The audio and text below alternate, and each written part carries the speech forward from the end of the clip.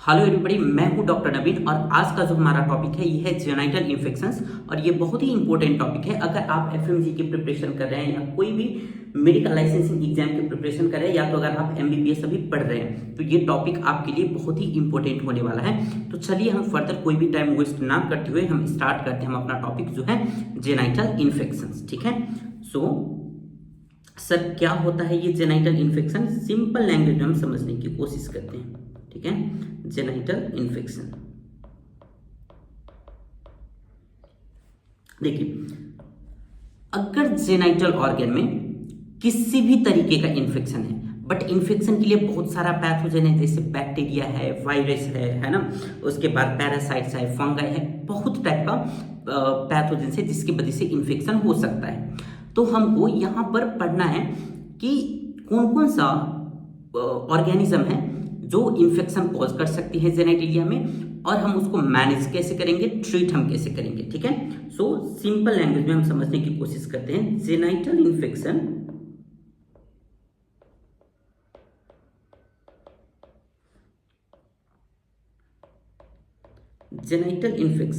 affecting the genital organs caused by bacteria, virus, fungi और parasites. सो ये कुछ pathogens हैं जिसके वजह से क्या हो सकता है, जेनाइटल इन्फेक्शन हो सकता है। ठीक है। तो क्या क्या है sir?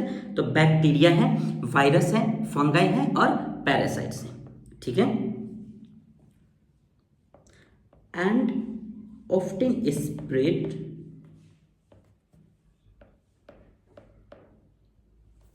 Through sexual activities, through sexual contact. ठीक है, सेक्सुअल एक्टिविटी और सेक्सुअल कॉन्टैक्ट। ये जो जेनाइटल इन्फेक्शंस है ना, ये जनरली क्या होता है, स्प्रेड जो होता है ये सेक्सुअल कॉन्टैक्ट के थ्रू स्प्रेड होता है, बट ये हमेशा सेक्सुअल कॉन्टैक्ट के थ्रू नहीं होता है। ठीक है, but not always. So guys, but not always. ठीक है, बट नॉट ऑलवेज, और ये आपको याद रखना है। Generally genital infection sexual activities के थ्रू स्प्रेड होता है, बट हमेशा स्प्रेड नहीं होता सेक्सुअल कॉन्टैक्ट के ही थ्रू। ठीक है ना। सर ये किस पेशेंट में ज्यादा होने का चांस रहता है जेनाइटल इन्फेक्शन? सो फीमेल और couples who are sexually active, so it is high prevalence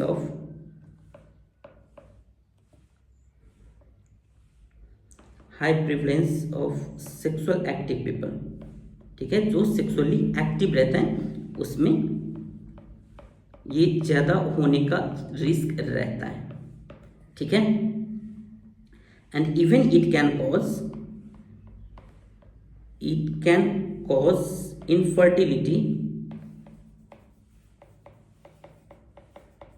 cause infertility, after that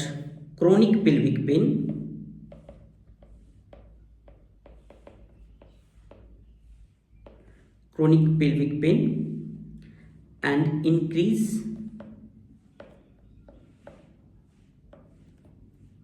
HIV transmission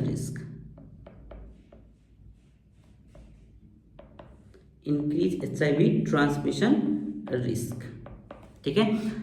आपको इतना अभी याद रखना है। जेनाइटल इन्फेक्शन क्या है सर? सर ये इन्फेक्शन है, ये किसी कहाँ का इन्फेक्शन है? तो जेनाइटल ऑर्गन्स का। ठीक है, बट कौन कौन सा जो पैथोजेंस है ये इन्फेक्शन कॉज कर सकती है? तो सर ये बैक्टीरिया कर सकती है, वायरस कर सकते हैं, फंगाई कर सकते हैं और पैरासाइट्स कर सकते हैं। जनरली ये कैसे ट्रांसमिट होता है? तो जनरली ये सेक्सुअल एक्टिविटीज के थ्रू होता है, बट हमेशा सेक्सुअल कॉन्टैक्ट के थ्रू ही नहीं होता। ठीक है।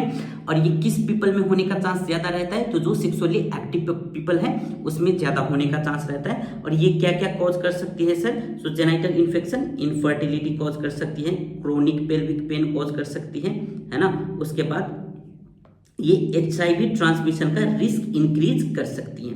ठीक है, इतना आपको पता होना चाहिए। अब हम देख लेते हैं क्लासिफिकेशंस। अब हम देख लेते हैं क्लासिफिकेशन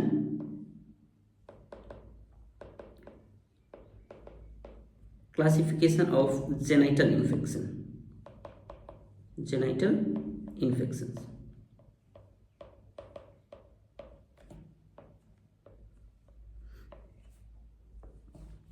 सो हम इसको कैटेगराइज किए हैं based on the mode of transmission and based on the pathogen type. So based on mode of transmission based on mode of transmission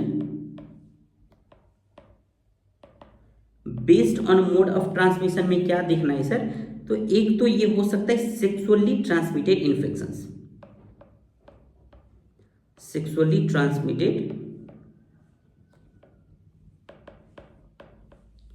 infections, जैसे कि एग्जाम्पल में trichomoniasis.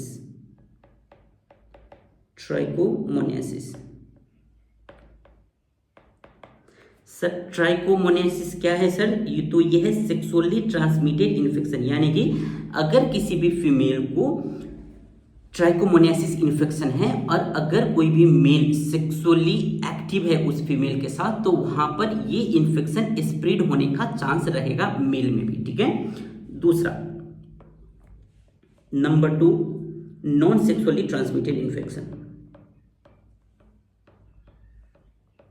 Non sexually transmitted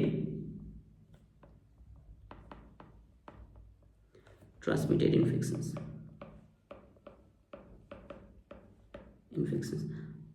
for example, bacterial vaginosis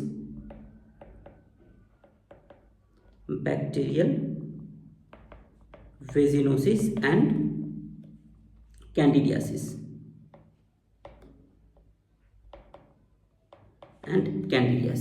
ठीक है। तो यहां पे आपको क्या याद रखना है सर? बैक्टीरियल वेजिनोसिस किस टाइप का इन्फेक्शन है? So non sexually transmitted infection है।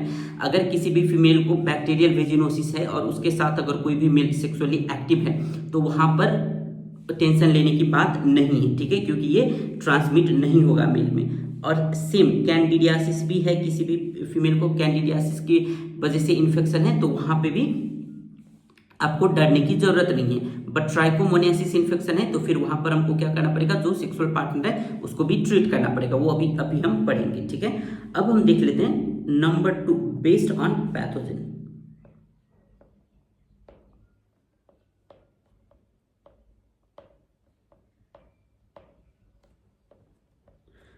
Based on pathogen, number 1 is bacteria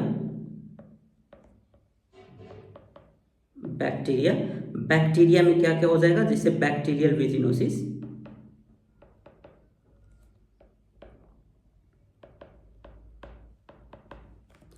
after that gonorrhoea,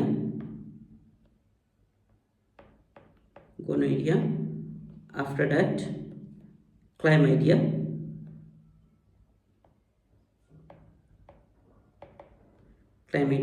and then syphilis। Bacteria की वजह से, बैक्टीरिया पैथोजन की वजह से क्या क्या हो सकता है? बैक्टीरियल वेजिनोसिस हो सकता है, कोनिरा हो सकता है, क्लाइमीडिया हो सकता है और सिफिलिस हो सकता है ना? ये कुछ इन्फेक्शंस हो सकता है। After that number 1, number 2 is fungi, यानी कि फंगल इन्फेक्शन में क्या हो सकता है सर? सो फंगल इन्फेक्शन में वल्वोवेजाइनल कैंडिडियासिस,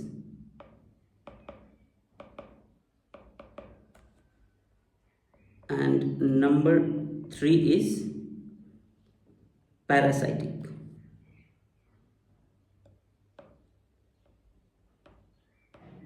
पैरासाइटिक में क्या हो सकता है? सो पैरासाइटिक में हो सकता है ट्राइकोमोनियासिस,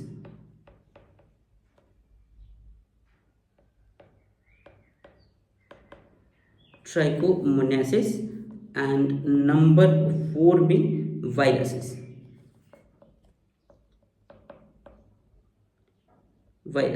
वायरस कौन कौन सा वायरस है sir? So HSV, herpes simplex virus, like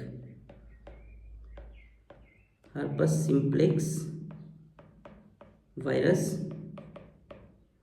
After that, HPV, human papilloma virus.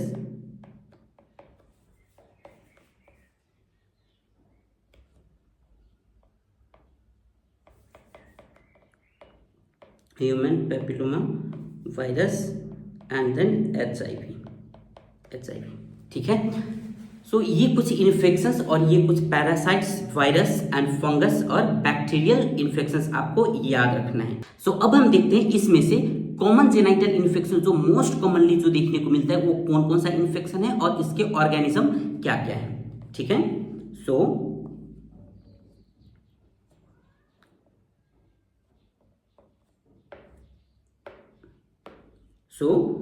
Common genital infections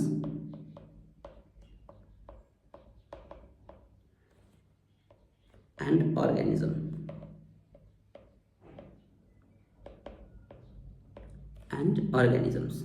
ठीक है। सबसे कॉमन क्या क्या है सर? सो फर्स्ट नंबर 1 में जो मोस्ट कॉमन इन्फेक्शन है वो है बैक्टीरियल वेजिनोसिस। ठीक है, बैक्टीरियल वेजिनोसिस। अब बैक्टीरियल वेजिनोसिस का पॉजिटिव ऑर्गेनिजम्स क्या क्या है? बैक्टीरियल वेजिनोसिस का पॉजिटिव ऑर्गेनिजम्स क्या क्या है? और ये आपका इंपोर्टेंट एक क्वेश्चन हो सकता है। So number 1 is Gardnerella vaginalis. Gardnerella vaginalis, it is most common. ठीक है, ये क्या है? मोस्ट कॉमन है। Gardnerella vaginalis is most common positive organism of bacterial vaginosis, और ये आपका क्वेश्चन हो सकता है। उसके बाद बैक्टीरियोइड्स। ठीक है, फिर mycoplasma,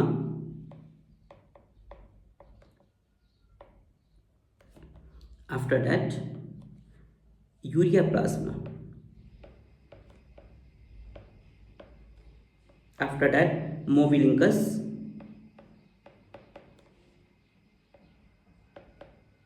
and after that Prevotella।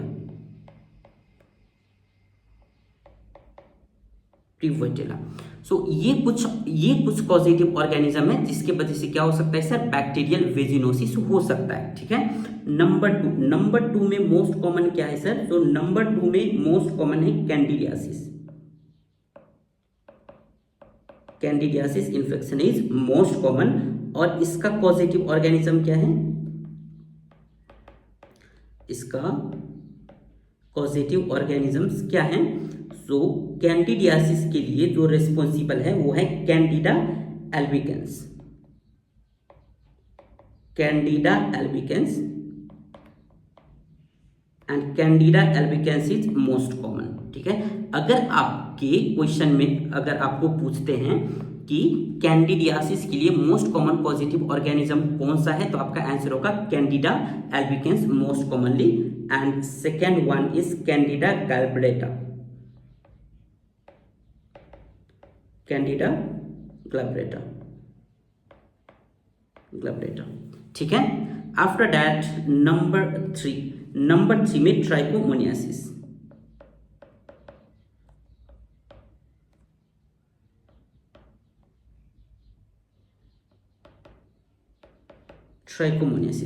Trichomoniasis का पॉजिटिव ऑर्गेनिजम्स क्या है?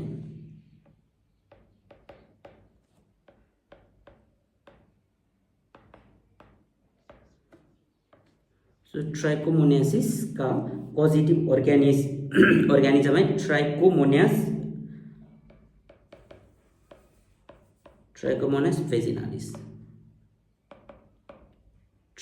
वेजिनालिस। अब हम देखते हैं थोड़ा सा detail about all these organisms. सो आज हम जो पढ़ेंगे वो हम पढ़ेंगे bacterial vaginosis, after that candidiasis and trichomoniasis. So number 1 most common ये 3 है। So number 1 bacterial vaginosis. Bacterial vaginosis. Bacterial vaginosis का पॉजिटिव ऑर्गेनिज्म हमने देख लिया। अब हम देखते हैं बैक्टीरियल वेजिनोसिस में होता क्या क्या पैथोलॉजी होता है वहां पे। सो बैक्टीरियल वेजिनोसिस में क्या होता है कि जो लैक्टोबेसिलाई होता है ना, वेजाइना में होता है लैक्टोबेसिलाई, ये आपको पता है। लैक्टोबेसिलाई रिप्लेस हो जाता है, किससे रिप्लेस हो जाता है सर? तो ये गार्डनेरेला से रिप्लेस हो जाता है, यानी कि lactobacilli are replaced with Gardnerella।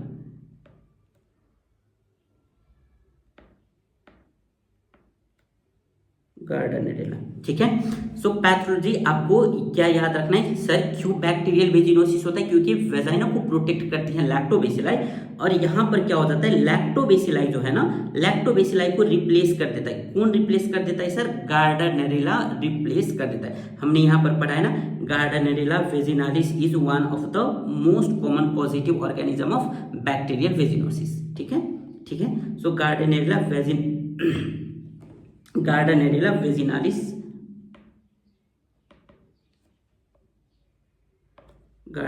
Vaginalis complete हम लिख लेते हैं, ठीक है।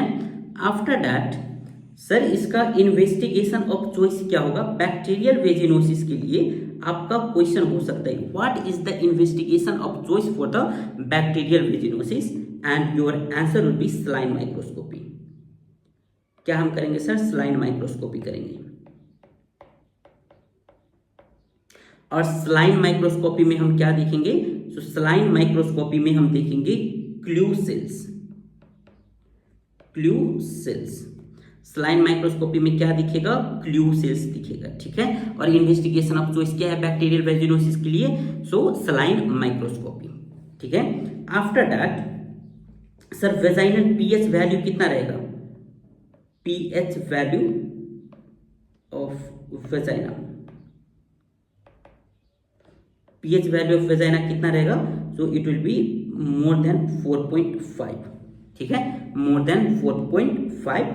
और डिस्चार्ज, जब भी पेशेंट आपके पास आएंगे ना किसी भी इन्फेक्शन के साथ, या तो कैंडिडियासिस के साथ आ रहा है, या तो ट्राइकोमोनियासिस के साथ आ रहा है, या तो बैक्टीरियल वेजिनोसिस के साथ आ रहा है, अगर किसी भी इन्फेक्शन के साथ अगर पेशेंट आपके पास आ रहा है तो पहला कंप्लेंट होगा वो डिस्चार्ज होगा, ठीक है। सो बैक्टीरियल वेजिनोसिस में हम कैसे पहचानेंगे कि ये बैक्टीरियल वेजिनोसिस का डिस्चार्ज है, या ट्राइकोमोनियासिस का डिस्चार्ज है, या कैंडिडियासिस का डिस्चार्ज है? सो पहले तो ये कि इसका जो डिस्चार्ज होगा वो थिन और ग्रे व्हाइट कलर का होगा, ग्रे व्हाइट वेजाइनल डिस्चार्ज, ठीक है, ग्रे व्हाइट वेजाइनल डिस्चार्ज। जब भी पेशेंट आपके पास आएंगे और जब पेशेंट आपको बोलेंगे doctor I am having vaginal discharge, तो आप पहले पूछेंगे कि किस टाइप का, क्या कंसिस्टेंसी है, क्या कैरेक्टरिस्टिक्स है ये डिस्चार्ज का, क्या वो पतला सा है, ग्रे कलर का है, या व्हाइट कलर का है, ठीक है। अगर ग्रे व्हाइट वेजाइनल डिस्चार्ज है तो आप समझेंगे कि ये बैक्टीरियल वेजिनोसिस है। आफ्टर दैट फिशी ऑर्डर, ये जो डिस्चार्ज होगा ये क्या होगा सर? ये फिशी ऑर्डर होगा, specially after intercourse, specially after intercourse.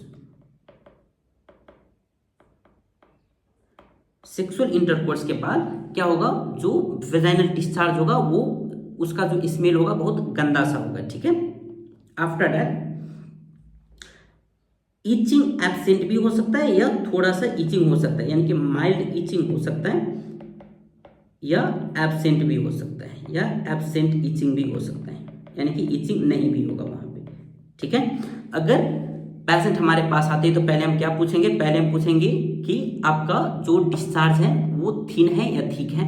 अगर थिन है तो इसका कलर क्या है? ग्रे व्हाइट कलर है, तो बोलेगा जी हाँ। फिर आप पूछेंगे फिशी डिसऑर्डर, ये इसका जो गंध है वो गंदा सा गंध है, तो वो बोलेंगे हाँ। उसके बाद आप पूछेंगे कि माइल्ड इचिंग होता है, यानी कि इचिंग होता है या नहीं होता है, तो ये हो भी सकता है नहीं भी हो सकता है, ठीक है। आफ्टर दैट सर हम इसका गोल्ड स्टैंडर्ड टेस्ट हम कैसे करेंगे? So gold standard test, gold standard test जो होता है बैक्टीरियल वेजिनोसिस का, ये होता है ग्राम स्टेनिंग। ग्राम स्टेनिंग, ठीक है। और ग्राम स्टेनिंग में हम क्या देखते हैं सर, यहां पर हम देखते हैं न्यूजेंट स्कोर। न्यूजेंट स्कोर, और न्यूजेंट स्कोर कितना होना चाहिए? सो न्यूजेंट स्कोर अगर मोर देन 7 है then we will confirm it is bacterial vaginosis. Bacterial vaginosis, ठीक है। सो गोल्ड स्टैंडर्ड क्या होगा सर? गोल्ड स्टैंडर्ड टेस्ट जो है वो है ग्राम स्टेनिंग। ग्राम स्टेनिंग में हम क्या देखते हैं? न्यूजेंट स्कोर, और न्यूजेंट स्कोर कितना होना चाहिए? सो मोर देन 7, ठीक है। आफ्टर दैट हम करेंगे एमाइन टेस्ट और विफ टेस्ट, ठीक है। सो एमाइन टेस्ट और विफ टेस्ट में हम क्या करते हैं?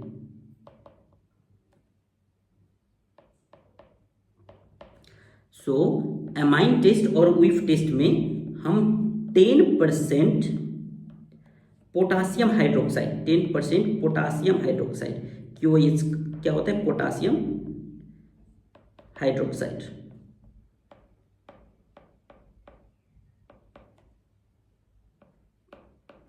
अगर 10% पोटासियम हाइड्रोक्साइड अगर हम वो वेजाइनल डिस्चार्ज पे अगर हम रखेंगे तो वहां पर हमको क्या दिखेगा? तो इंटेंस फाउल स्मेलिंग आएगा। क्या आएगा सर?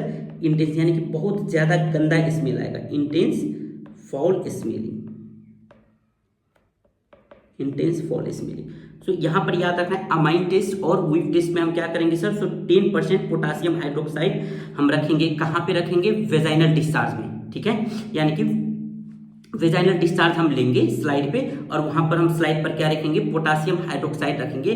और फिर जो हम उसका स्मेल देखेंगे वो स्मेल क्या होगा sir? So intense foul smelling होगा, यानी कि बहुत ज्यादा गंदा स्मेल आएगा, ठीक है। फिर हम समझेंगे कि ये क्या है? ये है बैक्टीरियल वेजिनोसिस, ठीक है। और हम डायग्नोसिस के लिए हम फॉलो करते हैं criteria.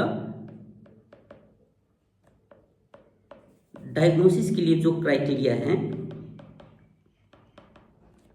That is Amsel's criteria. Amsel's criteria, Amsel's criteria में क्या देखना होता है? एमसेस क्राइटेरिया में टोटल वहां पर 4 पैरामीटर हैं, ठीक है।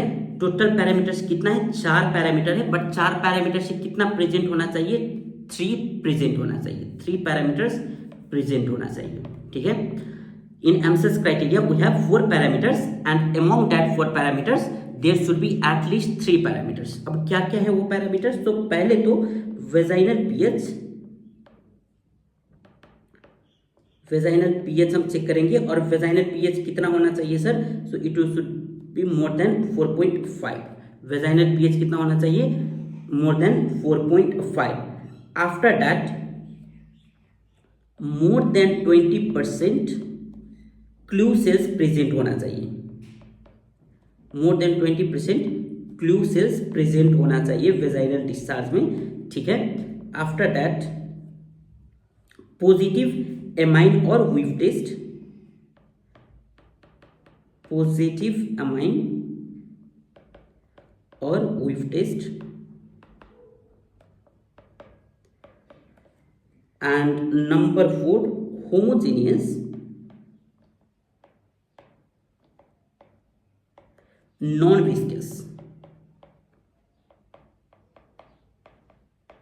Viscous milky white discharge. Milky white discharge होना चाहिए, ठीक है। अगर क्या होगा? नॉन विस्कस, यानी कि विस्कोसिटी बिल्कुल भी नहीं रहेगा, है ना, और मिल्की व्हाइट डिस्चार्ज होना चाहिए, ठीक है। अगर ये चारों में से कोई भी 3, ये चारों में से कोई भी 3 अगर प्रेजेंट है then our diagnosis will be bacterial vaginosis, ठीक है। और ये आपको याद रखना है, फिर से मैं बता रहा हूं, out of 4 at least there should be 3, 3 should be present, ठीक है। After that sir bacterial vaginosis का कोई कॉम्प्लिकेशन हो सकता है क्या?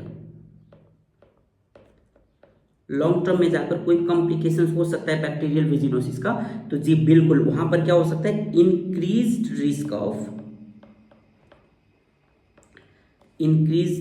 Risk of sexually transmitted infection, ठीक है।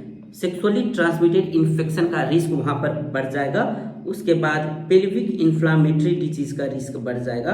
आफ्टर दैट अगर प्रेगनेंसी में है तो प्री टर्म लेबर होने का रिस्क हो सकता है ना, प्री टर्म लेबर होने का रिस्क हो सकता है। आफ्टर दैट पोस्टपार्टम एंडोमेट्राइटिस हो सकता है, पोस्टपार्टम एंडोमेट्राइटिस,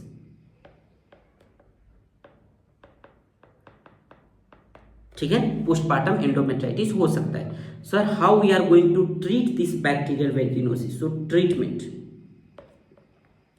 और ट्रीटमेंट से आपका क्वेश्चन हो सकता है, so please everyone be very clear. तो ट्रीटमेंट के लिए हम यहाँ पर कुछ भी ज्यादा मेडिसिन नहीं यूज करते हैं, सिर्फ आप मेट्रोनिडाजोल यूज करते हैं। यहाँ पे मेट्रोनिडाजोल हम यूज करते हैं। मेट्रोनिडाजोल कितना, 500 mg का बीडी, यानी कि दिन में 2 बार, ठीक है। कितने दिन तक, 7 डेज तक, 7 डेज तक, ठीक है। मेट्रोनिडाजोल 500 mg बीडी, यानी कि 2 बार, दिन में 2 बार, कितने दिन तक देंगे सर, 7 डेज तक हम देंगे, ठीक है। इसमें पार्टनर को ट्रीटमेंट करना पड़ता है क्या?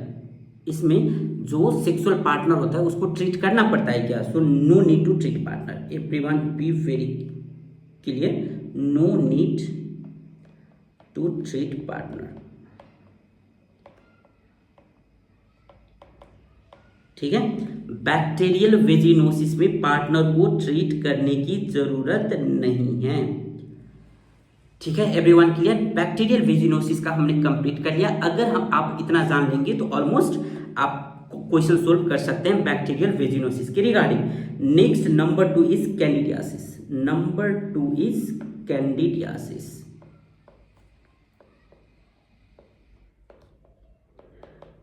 कैंडिडियासिस, कैंडिडियासिस का हमने मोस्ट कॉमन ऑर्गेनिज्म हमने देख लिया। अब हम यहां पर देख रहे हैं पैथोलॉजी। पैथोलॉजी में क्या होता है, जो पेशेंट इम्यूनो कॉम्प्रोमाइज्ड होगा, जो भी फीमेल इम्यूनो कॉम्प्रोमाइज्ड होगा, उस फीमेल में ये कैंडिडियासिस देखने का या मिलने का रिस्क हाई होता है, ठीक है। जैसे कि it is seen in immunocompromised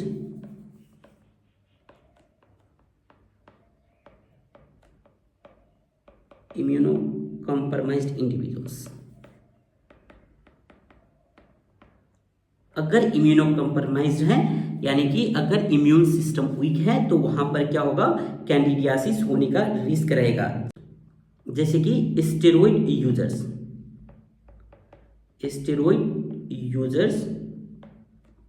है ना। आफ्टर दैट पेशेंट जिसको HIV हो, या पेशेंट जो प्रेग्नेंट हो, प्रेगनेंसी के टाइम पे भी बहुत ज्यादा रिस्क होता है, या तो पेशेंट जिसको डायबिटीज मेलाइटिस हो, और पेशेंट जो ओरल कॉन्ट्रासेप्टिव पिल्स यूज कर रहा हो, ठीक है। सो इन पेशेंट में, इन इंडिविजुअल्स में क्या होता है, कैंडिडियासिस होने का रिस्क ज्यादा होता है, ठीक है। नाउ सर इसका इन्वेस्टिगेशन ऑफ चॉइस क्या है? आपका क्वेश्चन हो सकता है investigation of choice for the candidiasis, investigation of choice for the candidiasis, and that is saline microscopy.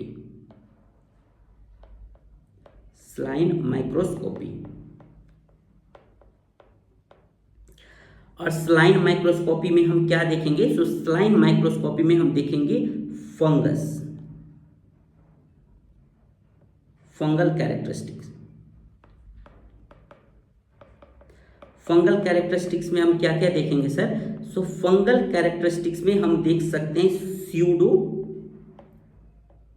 Pseudo fungus हम देख सकते हैं। आफ्टर दैट हाइफे फंगस हम देख सकते हैं, आफ्टर दैट हम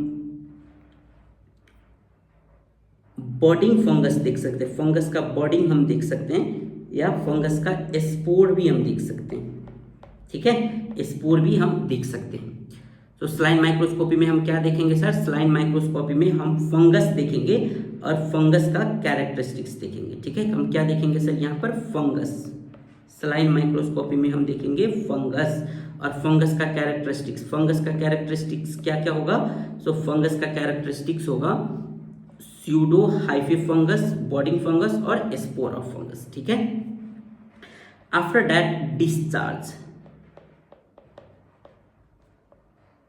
डिस्चार्ज सर किस टाइप का डिस्चार्ज होगा जब पेशेंट कैंडिडियासिस के साथ आएंगे? तो इसमें डिस्चार्ज में होगा थिक व्हाइट कलर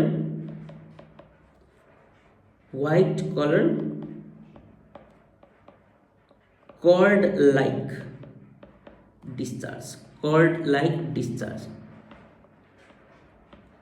डिस्चार्ज है ना। या तो आप इसको कभी कभार आपके क्वेश्चन में लिखा होता है कॉटेज चीज डिस्चार्ज।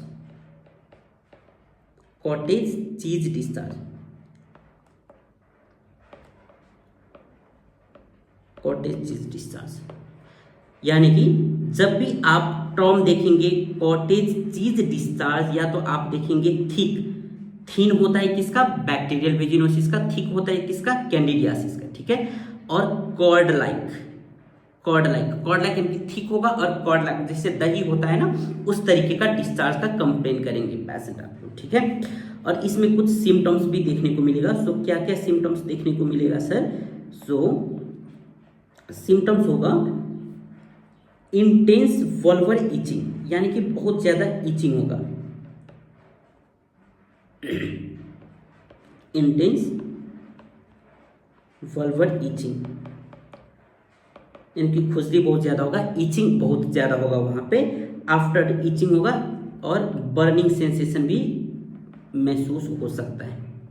ठीक है, आफ्टर दैट रेडनेस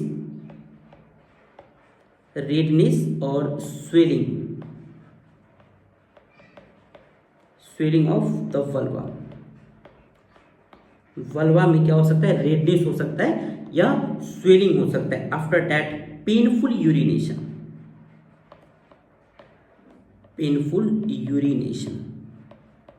यानी कि यूरिन करते वक्त पेन होगा, या तो इंटरकोर्स के वक्त भी पेन हो सकता है। ठीक है, इंटरकोर्स के वक्त भी पेन हो सकता है। तो ये कुछ सिम्टम्स देखने को मिलेगा। बट आपको याद क्या रखना है? आपको याद रखना है डिस्चार्ज आपको याद रखना है, क्योंकि डिस्चार्ज का जो कैरेक्टरिस्टिक्स है ना, वो तीनों में कंप्लीटली डिफरेंट है। ठीक है, बट ये कुछ सिम्टम्स भी हैं जो दिख सकता है आपको। आफ्टर दैट इसका गोल्ड स्टैंडर्ड इन्वेस्टिगेशन क्या होगा सर?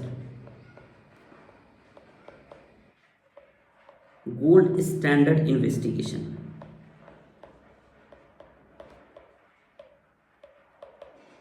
सो गोल्ड स्टैंडर्ड इन्वेस्टिगेशन में इसको हम करेंगे कल्चर।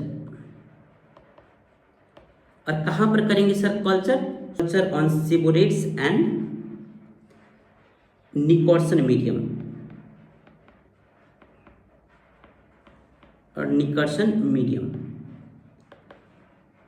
हम कहां पर कल्चर करेंगे सर? कल्चर हम करेंगे, गोल्ड स्टैंडर्ड क्या होगा? सो कल्चर होगा, और कल्चर कहां पर करेंगे? तो सेबोरेट्स एंड निकर्सन मीडियम में करेंगे। ठीक है, सेबोरेट्स एंड निकर्सन मीडियम में हम कल्चर करेंगे। ठीक है, और इसका पीएच वैल्यू क्या होगा? वेजाइनल पीएच वैल्यू क्या होगा? So vaginal pH value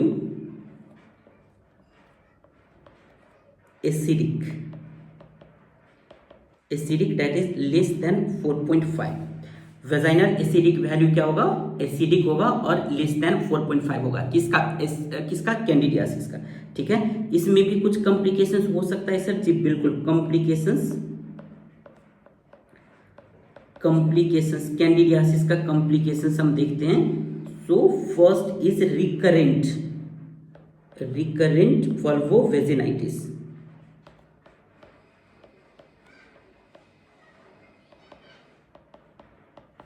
recurrent vulvovaginitis और सेकेंडरी बैक्टीरियल इन्फेक्शन भी हो सकता है। सेकेंडरी बैक्टीरियल इन्फेक्शन हो सकता है, सेकेंडरी बैक्टीरियल इन्फेक्शन हो सकता है, या पेशेंट को डिस्कम्फर्ट फील हो सकता है, डिस्कम्फर्ट फील हो सकता है। ठीक है, ये कुछ कॉम्प्लिकेशंस है। आफ्टर दैट इसका ट्रीटमेंट क्या होगा sir, what will be the treatment?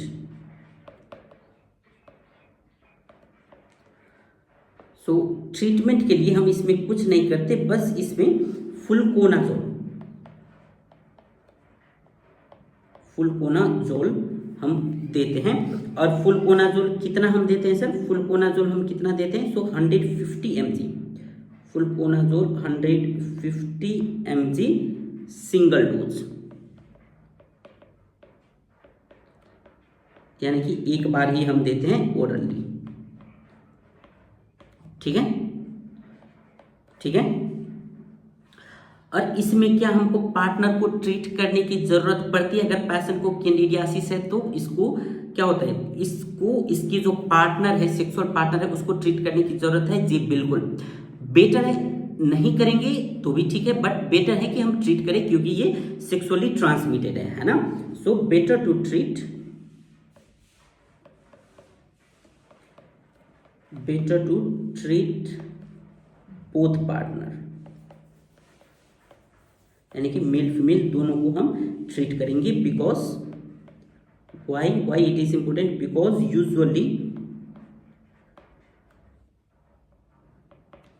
Usually it is not sexually transmitted,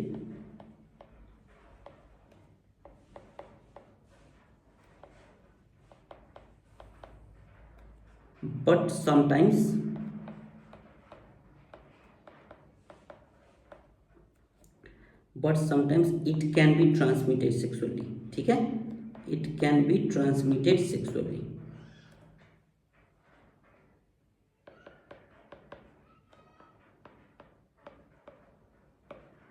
ठीक है, सो अगर पेशेंट को कैंडिडियासिस इन्फेक्शन है तो क्या करेंगे हम यहाँ पे बेटर होगा कि हम ट्रीट करेंगे दोनों पार्टनर को। ठीक है, क्यों? क्या होता है कि usually it is not sexually transmitted, but ये क्या हो सकता है, सेक्सुअली ट्रांसमिटेड भी हो सकता है। ठीक है, ये ट्रांसमिट हो सकता है सेक्सुअली, सो इसलिए हम क्या करेंगे, इसको हम ट्रीट कर लेंगे। ठीक है, ठीक है। नाउ नंबर 3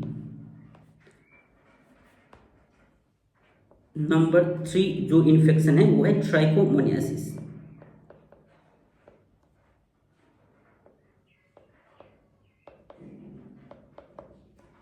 और ट्राइकोमोनियासिस का पैथोलॉजी क्या है? Pathology it is sexually transmitted disease, है ना। Trichomoniasis is sexually transmitted disease.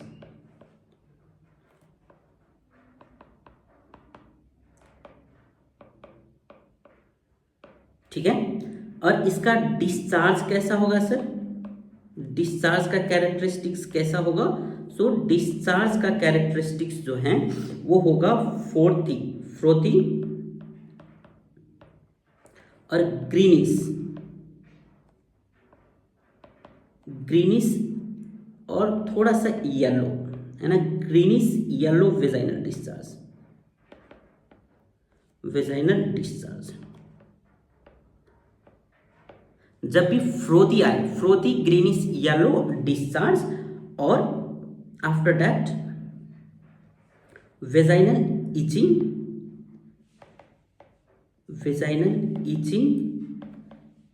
And irritation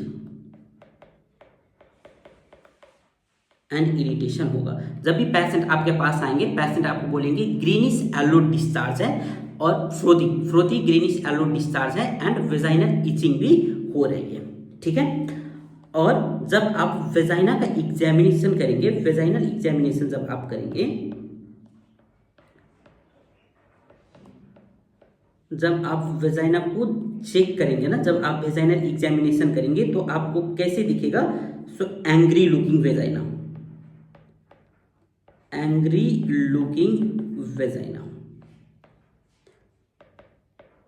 और स्ट्रॉबेरी, और हम यहाँ पर स्ट्रॉबेरी वेजाइना भी हम बोल सकते हैं।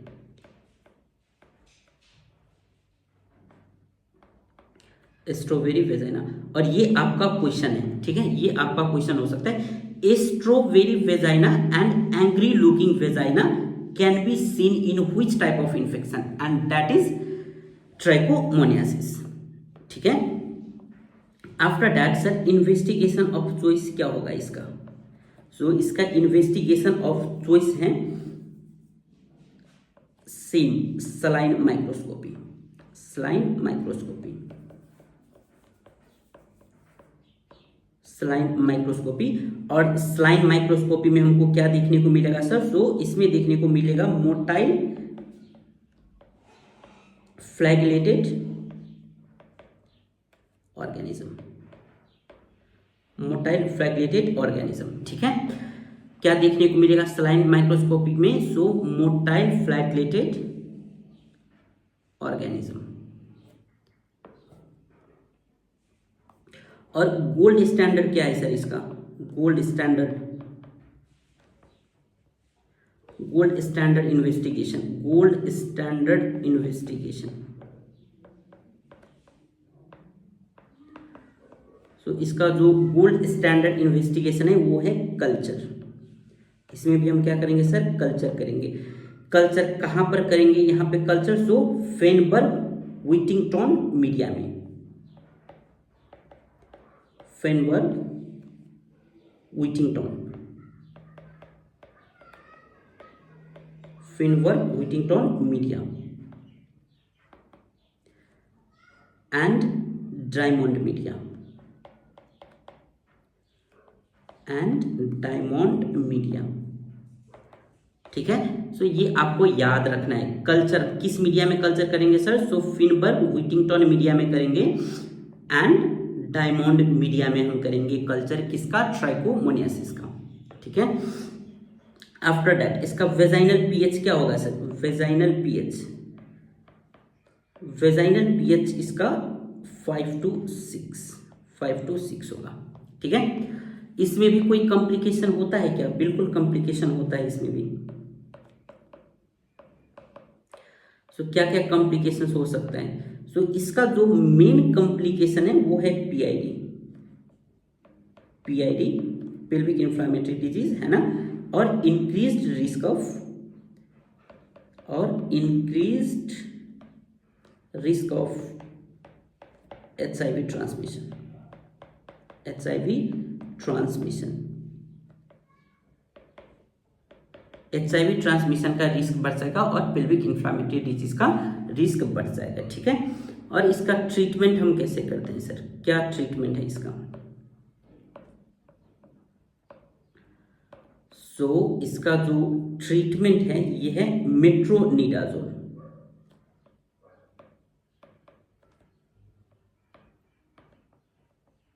मेट्रोनिडाजोल। और मेट्रोनिडाजोल कितना mg का सर? सो 500 mg BD, कितने दिन के लिए? 7 डेज के लिए, 7 डेज के लिए। और क्या इसमें दोनों पार्टनर को ट्रीट करना जरूरी है? क्या हम ट्रीट करते हैं इसमें दोनों को? Yes, this is sexually transmitted disease,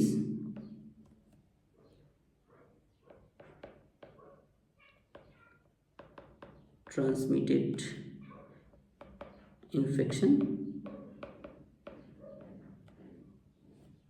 So male partner treatment required, male partner treatment required, ठीक है। And this one is the important. ये क्या है सर? ये बहुत ही इंपॉर्टेंट है जो आपको पता होना चाहिए, ठीक है। इतना इन्फेक्शंस के बारे में अगर आपको पता चल गया तो ऑलमोस्ट आप क्वेश्चन सोल्व कर सकते हैं एफएमजी में या कोई भी लाइसेंसिंग एग्जाम में, ठीक है। Thank you so much.